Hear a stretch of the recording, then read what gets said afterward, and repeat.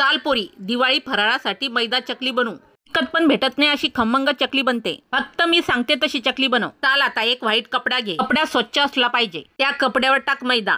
आता हे प्रमाण 1 किलो अर्धा किलो साठी आहे, पण इथं आपण अर्धा किलोच मैदा घेतला आहे. आता ह्या कपड्याचं गोथडं बांधायचं. फक्त गोथडं पक्क बांधायचं. गॅसवर कुकर ठेवायचं. कुकर मध्ये स्टँड ठेवायचं. 2 ग्लास पाणी वतायचं. त्या स्टँडवर भांड ठेवायचं. भांड्यामध्ये पिठाचं गोथडं ठेवायचं. गोथड्यावर पुन्हा झाकण ठेवायचं आणि कुकरचं झाकण लावून घ्यायचं. ध्यानात ठेव फक्त गोथड्यामध्ये पाणी जाणार नाही याची काळजी घ्यायची. आता बरोबर 3 शिट्ट्या मारायच्या. कुकर थंड होऊ द्यायचं. नंतरच कुकरचं झाकण उघडायचं. त्याचं गोथडं बाहेर काढून ठेवायचं. आता गोथडं सोडून घ्या.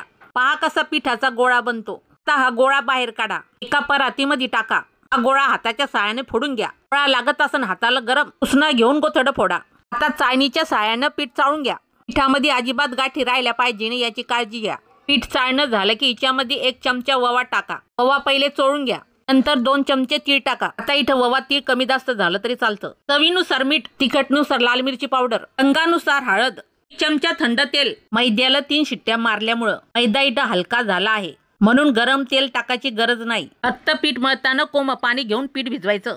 पिठाचा गोळा जास्त घट्ट पण नको जास्त पातळ पण नको. त्याच हिसाबानं पीठ भिजवायचं. तसं आपण पराठे करताना पीठ भिजवतो तसंच करायचं सेम. समजा तुम्ही 1 किलो मैदा घेतला असेल तर ते पण असंच माप राहील तेलाचं. असलं पण 1 चमचा तेल घ्यायचं. पिठाचा गोळा चोपडा करून घ्यायचा. तसं व्हिडिओ मध्ये दिसन तसंच पीठ भिजवायचं.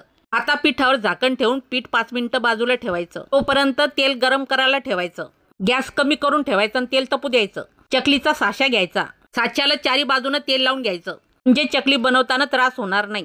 चाळणीचा खरबट भाग बाहेर काढायचा, म्हणजे चकली काटेदार बनती. आता पिठाचा एक भाग तोडायचा. गोळा लंबा करून साच्यामध्ये भरायचा. साच्यामध्ये एकदाच पीठ भरायचं. 2 भाग करून पीठ भरायचं नाही. 2 भाग करून पीठ साच्यामध्ये टाकलं तर चकली मधामध्ये तुटण्याची शक्यता असते, म्हणून एकदाच पीठ जास्त भरायचं. पीठ जास्त झालं तर वरचा भाग काढून घ्यायचा, पण अर्ध करून पीठ भरायचं नाही. आणि आपल्याला हव्या तशा आकाराच्या लहान मोठ्या साईजच्या चकल्या बनवून घ्यायच्या. फक्त ध्यानात घे, चकली बनणं झाली की शेपूट असं चिटकून द्यायचं आणि जे पुढचं तोंड असतं ते पण चिटकवायचं, म्हणजे चकली तेलामध्ये गेल्यावर सुटणार नाही. हे पाय पोरी, एकदम जास्त करायला घ्यायचं नाही. थोडंच करून पाहायचं. एकदा यायला लागलं की मग येतं करायला. मग करायचं 4-4, 5-5 किलोचं. मग अशा प्रकारे गोल गोल चकल्या बनवून घ्यायच्या. गरम तेलामध्ये चकल्या सोडायच्या. आता लक्षात ठेव, एकदा तेल तपलं गॅस मिडियमच करायचा. एकदम मोठ्या गॅसवर चकल्या तळायच्या नाही, नाहीतर चकल्या कुरकुरीत बनणार नाही, लगेच लाल होतील.